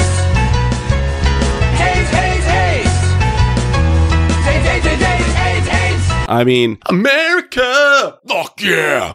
I mean, come on! It's like the most genius thing ever because it fits in this world. Dude, there's a lot of genius stuff in this. Like there is a lot. So there's like a lot. when you really get into it, there's even like little things. Like all of the plants in the background during the Panama Canal scene, it's all cannabis plants, Jay. And we know Matt Stone and Trey Parker from Colorado. Of course. One of the leading states in legalize it. They are probably one of the top owners of those plants probably in that whole state. I bet. They have that kind of money. So back in 2004, they knew where it was going. So there's like little things that like if you look at you can really wind up like really busting a gut on this multiple times because it's not just what's being said in front of you, it's also what's going on in the background. Absolutely. There's so much stuff going on. This is a $30 million budget. I mean, this is pretty high. It all went to puppet to like literally carving these puppets because if you look like even in crowd scenes, every puppet has its own face. Like they did something to make it its own unique face. So and some of these faces, like the lead actor, when he's doing like a blank look and he's kind of like facing into the camera slightly, it looks so ridiculous. It literally cracks me up every time. I don't understand what it is. He just looks so stupid. It's funny because like the reason, like we talk about it being $30 million, but like one of the reasons Paramount jumped on doing this was because they were like, we can do this film for under $10 million because it's just puppets on strings, and it cost them $30 million. Matt Stone and Trey Parker were so in the hole with Paramount at this point. Like it was ridiculous. To be fair, like they haven't really made a film with a major studio since because they constantly go over budget and go over schedule. They even did it with their video game recently. They had 2 video games that came out, South Park video games. The most recent one was The Fractured Butthole and Fractured Butt Hole, of course, because they couldn't get past the rating system, the ESRB for video games with BUTT hole, so they had to go butt hole, WHOLE. And they went over budget on that video game. They went over schedule. It got delayed like 2 or 3 times. Like Matt Stone and Trey Parker, when they really sink themselves into a project, they're 100% immersed into it. Yeah. And the reason, like they're doing a TV show, a season of a TV show every year too. Like and those shows are like, there's a great documentary, 6 Days to Air. They do they do South Park between Friday, because the show comes out on Wednesday. They do it from Friday until the following Wednesday. They do it in 6 days. They write the script, do the animation, and release the episode in 6 days. It's a grueling and the editing. And, it's a grueling process. Yeah. But they talk about like one of the first times they ever did a South Park episode, they literally had to sprint and run the VHS down the street to Comedy Central and hand it to them, because back then that's how long South Park's been on. They would hand them a VHS tape of the completed product and be like, here it is. Like, holy shit. Minutes before air. So it's like, it's an amazing process that they go through. So when they're given time, they are weird perfectionists about things, where like they will take time and do it over and over and over and over again until kind of like you, Dave. Yeah, until it strikes them in the right way. So it's amazing to see that process put to something else that isn't South Park, but still see all those seeds and all that humor that's still in there. Yeah, it's definitely still in the same kind of world and tone and flavor. Visually, it is just, it's arresting. I mean, you can just see it's all practical, and it's so just bonkers, man. As far as the characters are all well developed for the most part, and the storyline is silly. And this was originally rated NC-17 because of this elaborate sex scene that was so funny. I mean, it's just puppets and graphic and puppets, but they were in like all these different positions. But it's literally puppets just bumping like, I know, like naked pelvises together. Like it was like an 80s sex scene or something. Like, there's no anatomy involved. Like the puppet doesn't have a dick. The puppet doesn't have a vagina. They're just so grinding pelvises together. It lasted for like 3 minutes. So oh my god, it was amazing. And then there's also the vomit scene, like right after the he drinks at the bar and the guy gives him the speech about pussies, dicks, and assholes, and he goes and he throws up, and that scene lasts forever too. It's like those things where it's like it goes on for so long that it's funny. But one of the things I thought, the reason I gave this to you was I thought you would really enjoy this, because not that you're like one of those people that sits down with like a People magazine and loves reading about celebrities and stuff like that, but you do like celebrity life to an extent. You like getting into like a little bit of the person. That. Absolutely. So like this had so many celebrities and in-jokes about celebrities. I thought that you would really enjoy, the fags of the film. And that's not, I'm not being derogatory. Right. It's the Film Actors Guild, and Alec Baldwin in it constantly refers to him as, hey man, you're a real fag. And it's like, and that'll be a compliment. But no, he even gets called on the streets, he said sometimes, and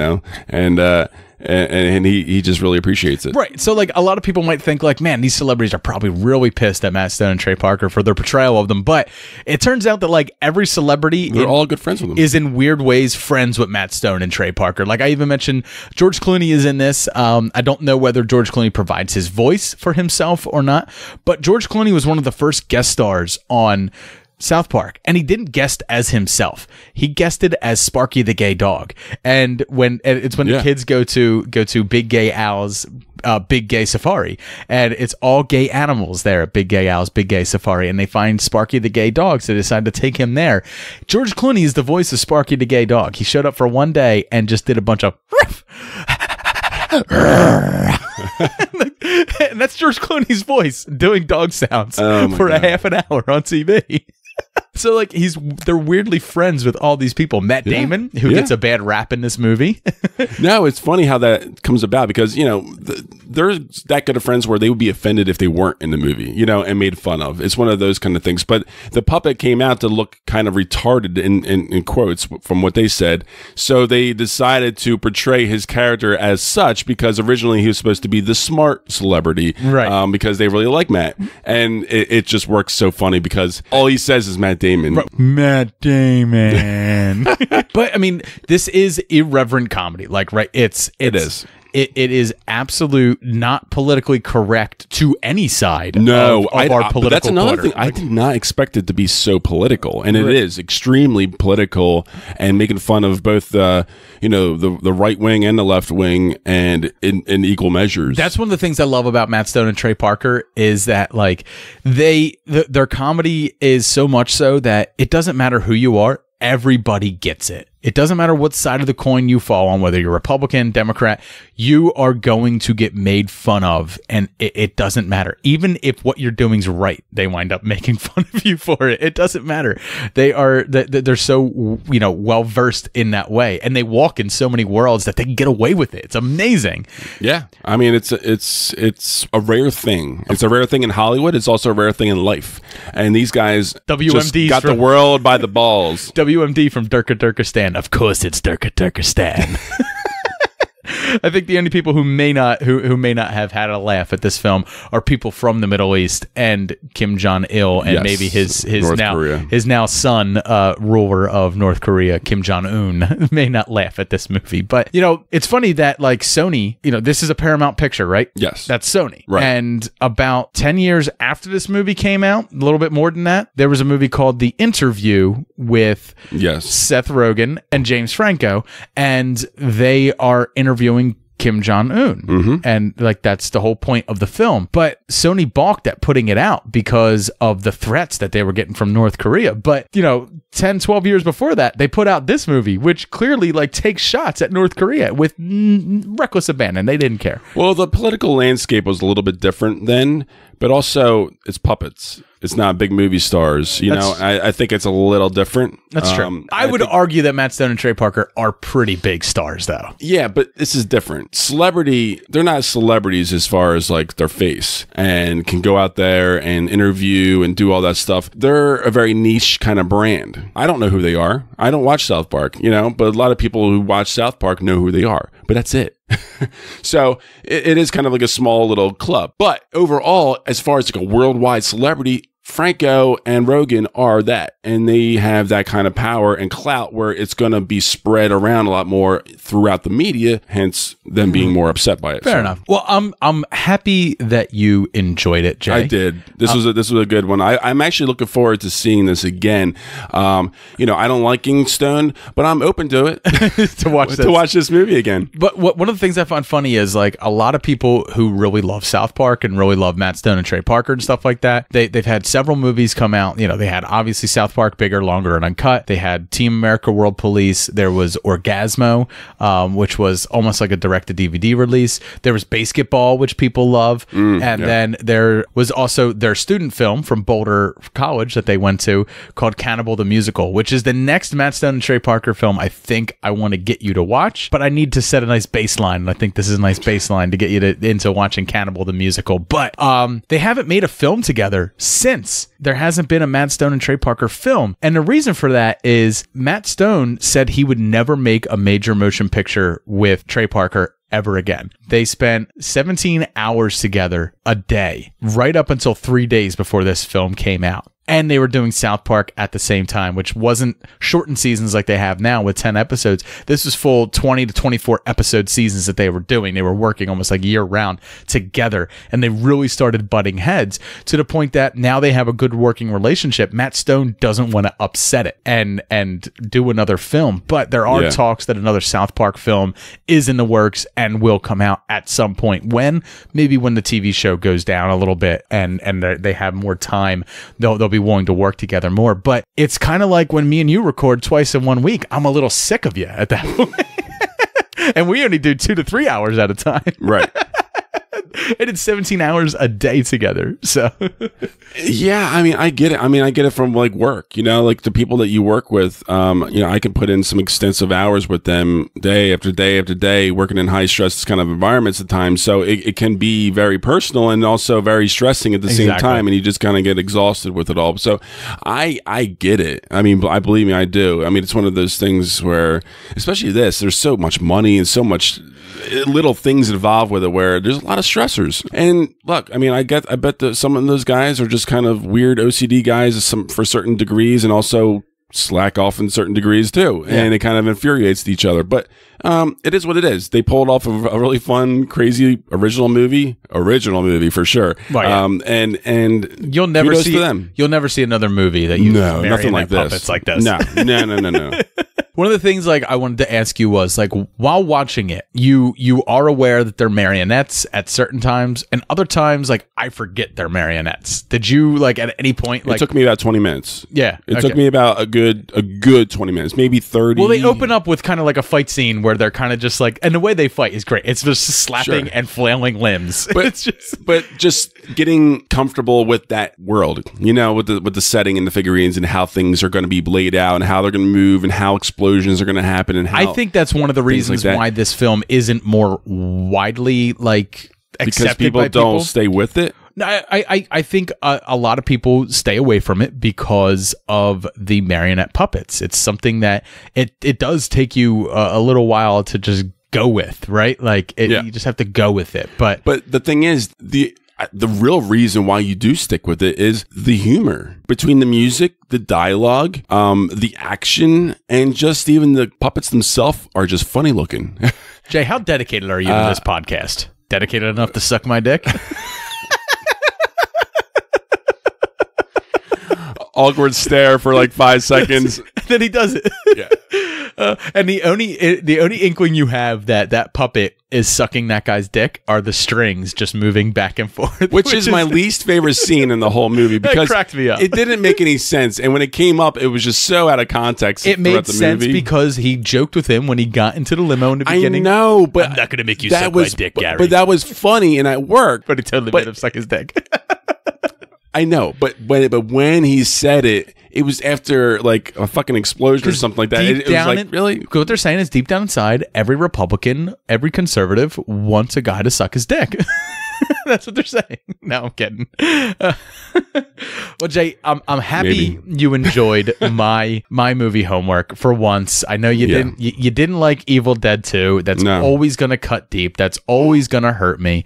But the fact that you can laugh at this and that you can be okay with this level of ridiculousness. Comedies are hit or miss a lot of times. I really thought the puppets would be the turnoff for you because like it took me a little while. It did take me a little while, and I was definitely off guard with just the whole nature of the movie itself. Right. Not even just the puppets, but the whole, America, fuck yeah, like that. The music whole, is the best. Like, we're gonna have a montage. Yeah, all the lyrics. It was just so self-aware, and I think that adds to the whole enjoyment of watching the movie. Perfect, man. Well, let us know on Twitter whether you enjoy Team America World Police. You can reach out to us on Twitter at SuperMoviePod. Now it's time for me to get into the film that Jay had me watch. It's a film starring Brie Larson called Short Term 12. You need to get ready because it's so unbelievable. It's going to seem fake, but I promise you it's not. Grace will vouch for me. It depends if you tell it right. There's no way not to tell this right. It is a storyteller's wet dream. Short Term 12, this is Grace. Remember, you're not their parent, you're not their therapist. You are here to create a safe environment, and that's it. Got it. Luis, you better be up. So this is how it's gonna be? Community meeting is now in session. Slow this down a little bit. Yeah. Y'all ain't got no rhythm, man. Mace, I love you like a brother, but I gotta say that when it come to being discreet, you're a disgrace. I mean, he think we all don't know about him and Grace on the low, undercover trying to date.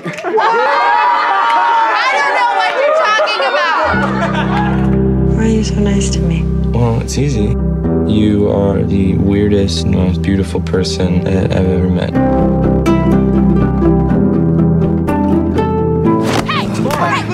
You need to tell me what the hell is going on. You have to let me in your head once in a while. I'm just gonna go nuts. We have a new member of our community. She's been in and out of group homes for dangerous behavior. I told her father we'd take good care of her. I take good care of everyone. Happy birthday.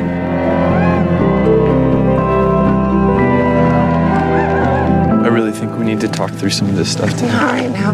I just need to work. Jaden, come on, please, just open the door.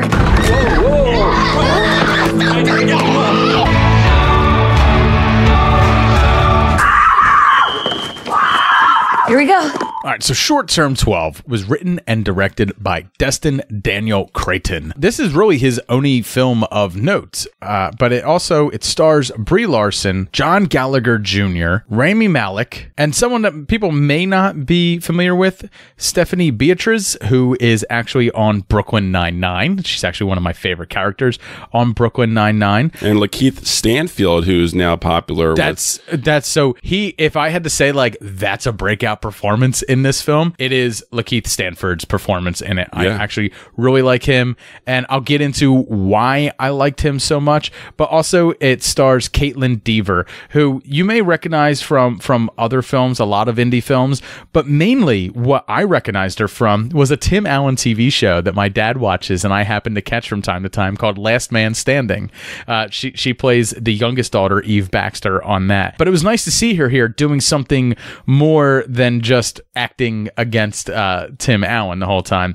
But it is kind of like the story of a group of young 20-somethings who work in a residential treatment center for kids who either suffer from mental disorders or a lot of times they have committed a crime. But one of the things I love is that they don't actually get into what each of the kids have done to go in there, which a lot of times as a staff in these places, you don't really get the file on them or you don't really talk about what they've done. And I'll get into history, that. Yeah. I'll get into that a little bit more because what really strikes me most about this movie is the fact that Jay and we met working at a residential treatment facility. Jay currently still works there, even though he now no longer works directly with the kids.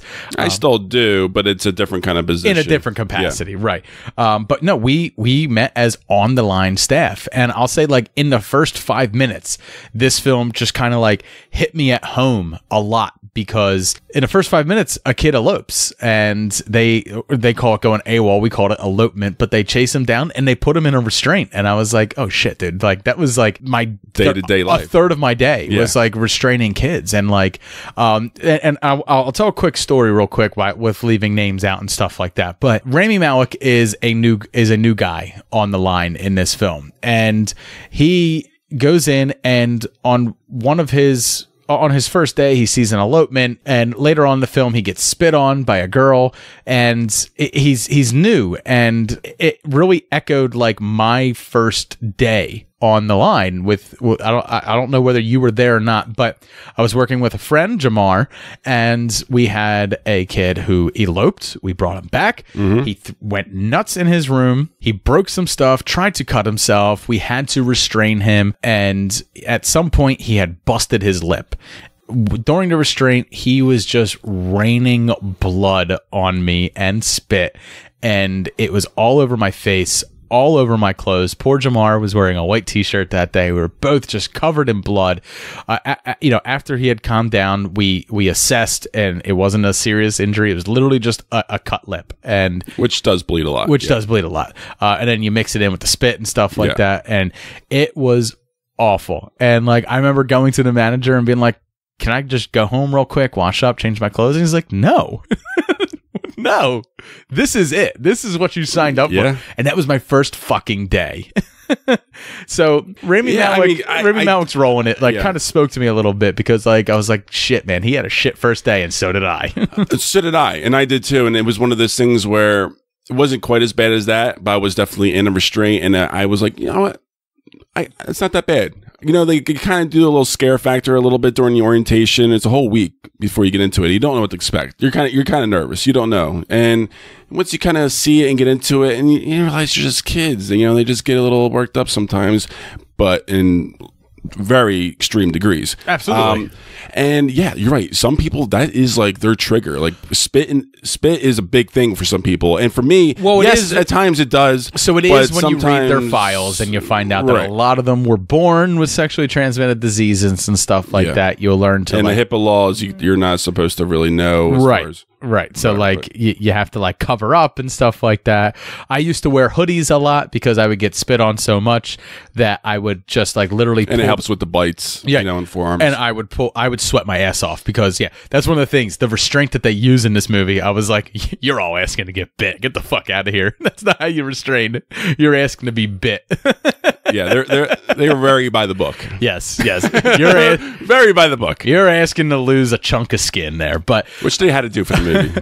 But so that's enough of like the real world stuff. But yes, that stuff hit home for me like right away, and a few other things emotionally hit home for me. So like throughout the film, you kind of get to meet the children who were in their charge, but you're really seeing what I liked was like the children were more of like a mirror of Brie Larson's character. Each of them came from a broken home of some sorts, and each one of them suffered from some disorder that Brie Larson herself either suffers from or has a relation to, given her experiences and stuff like that. So like, and I do believe that there are a lot of people that do work with those kind of individuals. 100% have similar or some kind of form of. Lakesh Steinfeld was abused by his mother, and she can relate to that in a way. And then Eve Baxter is abused by her father, something that she can relate to. You're going through her life and the things that she's going through throughout the film, and there's like a mirroring about it. And yeah, it's true. Like a lot of times when you do work in these places and you sit down, you have conversations with the kids, a lot of times it has to come from a personal place, because they will call bullshit on you if it's not. Oh yeah. If you're bullshitting them, if you're just spitting a line at them, they know when you are, and they blow you off. But when you actually sit down and have a conversation with them and you're real with them, the number one thing I always say is just to shut up and listen. Yeah. Let them vent. You know, that's really what a lot of the times is just it's attention. They just want to get something off their chest. They got something bottled up inside, and they just want to release it because they have trust issues, which is completely understandable. And you know, they need to let that guard down sometimes. They'll really just pour out that emotion, because it's extremely healthy to do. It's an extremely heavy movie. Like, I will say that 100%. Like, this is a heavy movie emotionally. One of the things I would say I dislike about it, though, in the beginning, we do find out that Brie Larson's character is pregnant and she schedules an abortion. And throughout the film, as she is struggling with her own demons, she comes to accept that she's going to have a child with her boyfriend, who also works at the facility, and they kind of tie that into her mental well-being, which is something I'm not crazy about. Like the fact that, like, it kind of seemed like the message was like, only crazy girls get abortions, and it's like, well, no, she's a young 20-something. You don't make a whole lot working at these type of places, number one. So tying whether she has an abortion or not into her mental state for me was a little much. There's other arguments for it out there and stuff, but that I was not so crazy about. I'm not saying I wanted her to go off and get the abortion. I just didn't want her abortion to be tied to that. Sure. It could have worked just as effectively if her pregnancy was a ticking clock for her. I understand that. So, but anyway, that was really my only knock on it. I think Brie Larson was fantastic in the film. I think Lakeith Steinfeld was great in the film, Eve Baxter, but John Gallagher Jr. was my absolute favorite in the film as far as just like characters go. One of the things like really struck home for me, and this is what I'll get into. I mentioned that Jay works at a facility now, and I no longer work at a facility. I'm now in a commercial, Fortune 500 company that I work for. That's not a tout. Believe me, I don't make much. But one of the things is double like, me. One of the things that like I understood was like I left that world, working in that world, because like Brie Larson's character, I got way too personal. I got into it too much. Yeah. I got protective. I got, I got outraged at times, and I wouldn't always act on it. And if I did, it never worked out well. And I realized that like where I was mentally, I couldn't work there because... yeah. And Brie Larson's character gets way too personal in this as well. So she does. And it is this is a very hard place to be in work-wise, and you do become very personal in a variety of different kind of ways too. And I know my first 2 years was exactly what you just kind of described. I thought that I could quote unquote fix them, you know, a lot of the kids or something like that, and it's just not that kind of thing. It's just not that. It's just not. No, it's you versus a system, not you versus but an administration or something. You're versus an entire system across a state and a federal government, like you. Which is for various reasons doomed to fail, and exactly. It's just like a temporary moment in everybody's lives. One of my favorite stories in this movie was about the kid who eloped, and John Gallagher Jr.'s character followed him and stuff like that. He tells a very funny anecdote about him shitting himself, and that's what was so funny, that the kid felt so bad for him for shitting himself that he came back with him and stuff like that. Yeah. But the addendum to that story was the kid eloped 2 weeks later and was found dead several days after that.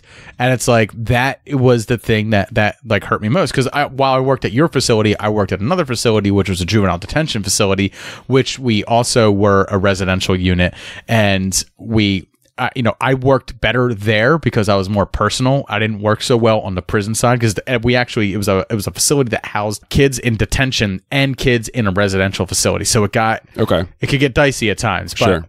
They immediately recognized that I was the type of person who should work in a residential unit. I'm not a hard ass, obviously. So, but then when I got over to the residential unit, instead of sticking me with the boys, with the guys, and a lot of those kids I related to a lot and was able to work with, they stuck me with the girls an awful lot. And that was a very strange place, because it became...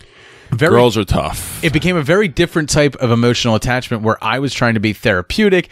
They were either treating me as like a big brother who would protect them, or in other ways a father, or in other ways a boyfriend, which got, or fantasy or something like that. Got like dicey at times, and like you have to play your cards right, because if you just come right out and you just go like, look, this, whatever you think is wrong, then you've just created a situation where you may cause that person to cause themselves self-harm and stuff like that. So you have to like toe a line. And for me, like, I wear my heart on my sleeve, so it's really hard for me to do that. I just wound up as like, you know what? I'm the activities guy. You guys want to go play football? Let's go fucking play football. You want to skip rope? We'll skip rope. Like, you know, like I just immersed myself in so many activities with them. No one had time to even get to know me. That sounds about right. Yeah. So, but a lot of it like really hit home for me. But I did enjoy the film. I thought it was well acted. I thought it was well. It's why I wanted you to watch it. I thought it was well written. Yeah. I didn't think it was well directed, though. I fucking hate handheld camera like half the time in the film. There's a lot of times where they're walking behind Brie Larson. And she's walking I think through it's the mostly unit. because this is so ultra low budget. Yeah. Ultra low budget. That's partially why it's just a cheap camera. Yeah, and it felt like is what it is. One of the things I really liked, though, was no production makeup on anybody. Everybody wore their blemishes. Shiny, were sweat. Yeah, for real. You could like, see it. Yeah. Brie Larson had like 1 million, pimples on her face, and that's not a knock on her. Like everyone on a HD camera zoomed in has a million blemishes on their face. But like, it's one of the things that like it made me feel like I'm not watching Brie Larson. I'm watching her character go through all this and stuff like that. So I did really enjoy the film. I do encourage people to watch it. However, I would say my level of enjoyment is tied to my own experiences. And however, I think some of it is going to be really enlightening for a lot of people too, and they won't be as emotionally invested in it as we are, because we've literally been in that kind of situation. I enjoyed it mostly because of my work in that place. Otherwise, I would have found it as just your average low budget film with actors in it. I also love John Gallagher Jr. He was in one of my favorite TV shows, Newsroom, which I absolutely love. So that's going to do it, man. I did enjoy this film. So thank you for giving it to me for homework. I'm glad you enjoyed Team America World successful Police. Week. Not all movie homeworks go this well. No. I'm sure the next couple that we do, me and Jay will get into more movie homeworks. This might be a first. I'm not sure that we both enjoyed them. Both enjoyed it. But we will get into more movie homeworks. I encourage anyone who joins our Patreon to assign both me and Jay movie homeworks. Of course, you're giving me things that I are not in my wheelhouse, indie films and stuff like that. I should post a list of everything that we should have on our movie homework up up there on Patreon, but you can give us movie homework by joining us on Patreon at www.patreon.com/supermoviebrospodcast on there. If you have any comments about anything else that you heard tonight, please reach out to us on Twitter at supermoviepod or on Facebook, Super Movie Bros Podcast on there. Please check out our sponsor, Blowfish. If you enjoy the drink just a little bit too much from time to time, you might want to check out www.4hangovers.com and use our promo code SMBFISH to get 15% off your first order. Give it a shot. Something tells me that you'll never look back, and you might start drinking and enjoying more. And then, of course, we are part of a network that is the Podfix Network. So if you enjoy our show, you might enjoy some of the other shows on the Podfix Network. So head over to www.podfixnetwork.com and check out all the shows. Instagram. We got Super Movie Bros beer up there. Check us out, what we're drinking, interact there. So yes, make sure you're checking out all of our beer reviews over on Instagram. I want to thank everybody for listening. Have a great night. Cheers. Cheers. Everyone has AIDS. AIDS, AIDS, AIDS. AIDS, AIDS, AIDS, AIDS, AIDS, AIDS. Everyone has AIDS. And so this is the end of our story. And everyone is dead from AIDS. It took from me my best friend, my only true pal, my only bright star. He died of AIDS. Well, I'm gonna march on Washington, lead the fight and charge the brigades. There's a hero inside of all of us. I'll make them see everyone has AIDS.